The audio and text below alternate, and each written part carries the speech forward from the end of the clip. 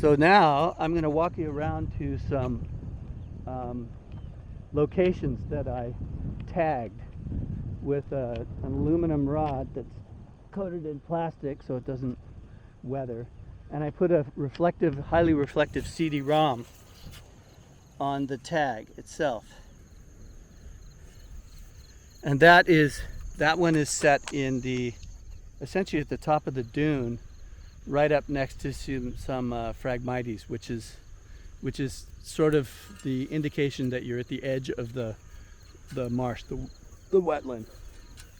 I have a entrenching tool here. I'm going to see if I can dig into the marsh a little bit later, but let me just do a little walk and talk while we're here. So the thing I'm interested in is this landwardmost margin of this little perched beach.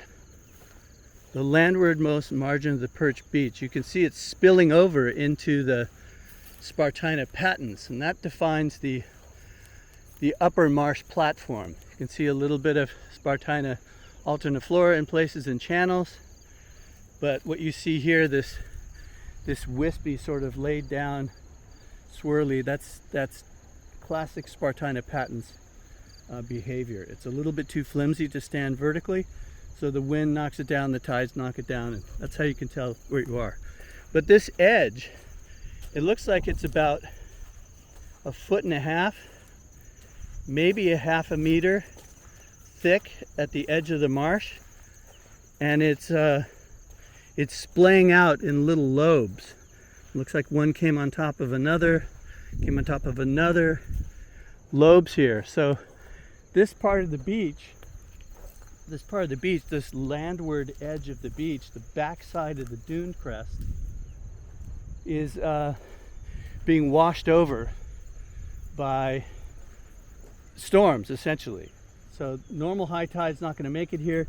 You see a rack line here. This was probably rack that was delivered from the backside, flooding back up onto the beach. And then there's a rack line at the top over there. This is probably Hurricane or Tropical Storm Henri. Made it about that elevation. And it looks like it hung out there as well. Left a couple of different rack lines, but the highest one, I'm assuming that we had that much water here. But during Henri, we actually had offshore winds.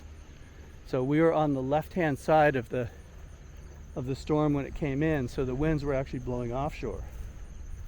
And I was hoping, of course, you never want to be on the right side of a really strong storm, because then you get the massive storm surge. But if it had happened, I would have been able to document how much sand Henri pushed into the marsh, because I flew it before and now here's flying after. Okay, here's another one of those markers. I put it right in the nose of that lobe, and I have a tape measure going across to the beach crest, the berm crest,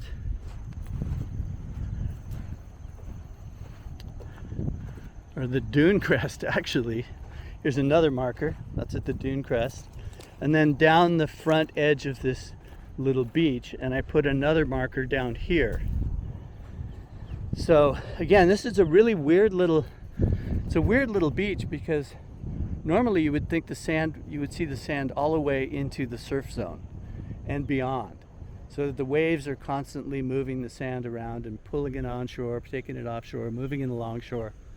But this is a completely sediment-starved beach, and much of the beach material here is some disintegrated granite from nearby bedrock, silt that is washing in on high tides, and a lot of it is broken shell.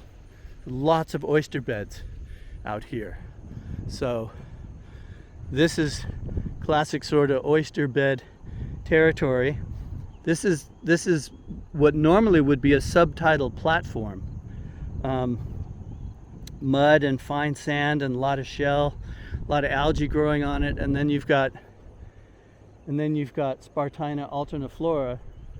That's the salt marsh cordgrass, that can tolerate a lot of salt. The Spartina patens on the backside can only tolerate getting salt water on it a couple times a month. This can handle it essentially every day. It's low tide again on August, what are we? 28th? 29th? 28th? So it's essentially a week after Henri. I was down here and I tried to fly at low tide right before Henri came in.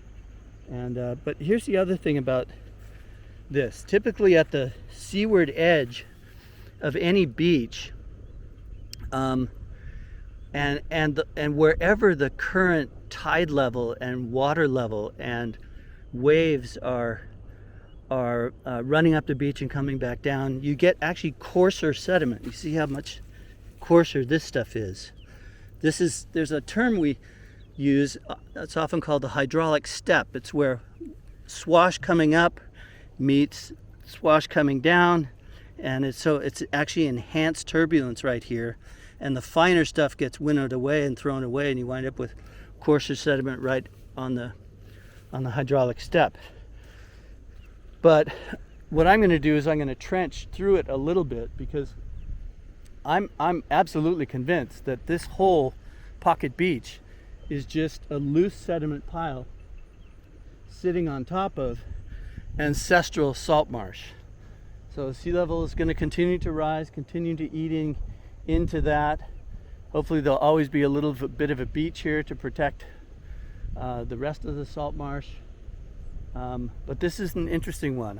I've only seen situations like this a couple times before. I was down in Delmarva Peninsula in the 80s, and there's a nice little perched pocket beach there as well. We trenched into it. You could see the bottom of it. You could see at the base of the sand, you can trace this marsh platform surface all the way underneath and pick up over there. So I'm going to use an entrenching tool and try it a couple times. But anyway, let's walk back to the drone.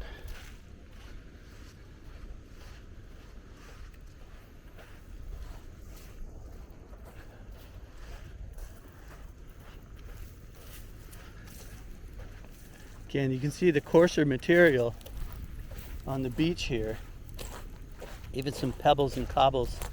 So maybe we had some crashing surf over here. A little bit strange though, because the surf has to get through all that salt marsh. So you're really not going to have much energy here. But this rack line, this pretty much, it should correlate to the last full moon or new moon high tide line, but it also could be where Henri left stuff. Okay, let's see where we're at. I think we should be done by now. We're done. Okay, save project, open project. Okay, got it all done. So I'm going to turn off now, pack the drone up, and then we'll do some other work.